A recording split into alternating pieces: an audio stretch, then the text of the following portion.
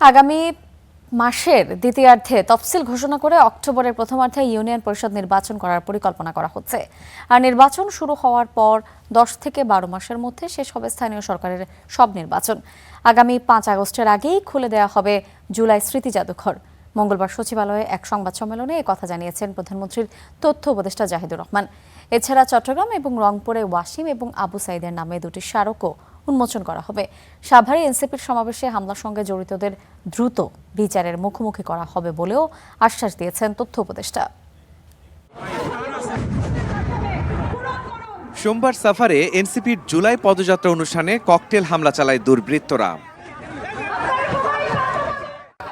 এ ঘটনায় বিক্ষোভ করে প্রশাসনের সহায়তায় হামলা হয়েছে বলে অভিযোগ করেন দলটির নেতাকর্মীরা।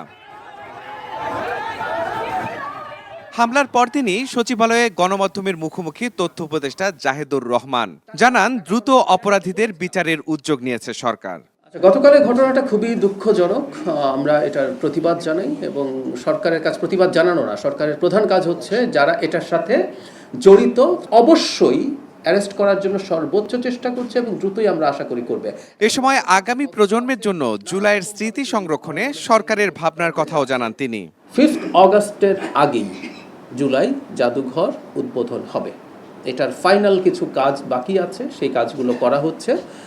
সেটা মানে ওখানে যে জনবল নিয়োগ আছে, এরকম আরো কিছু কাজ বাকি আছে।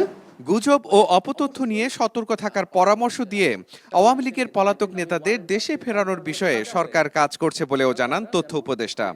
আমাদের কাছে হস্তান্তর, কথা বলা দূরে থাকুক, তাদেরকে তো আমাদের কাছে হস্তান্তর করারই কথা আছে। মাহাদি হাসান, স্টার নিউজ, ঢাকা।